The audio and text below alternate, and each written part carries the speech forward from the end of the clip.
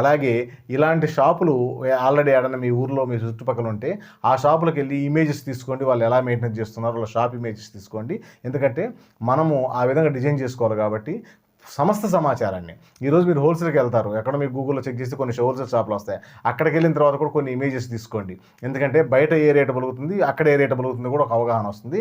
ఇలా 1-4 షాపులు తిరిగిన తర్వాత ఎక్కడ రీజనబుల్గా వస్తే అక్కడే కొనుగోలు చేసే ప్రయత్నం చేయండి. ఫ్రెండ్స్, మీకు కాన్సెప్ట్ అర్థమైంది అనుకుంటాను.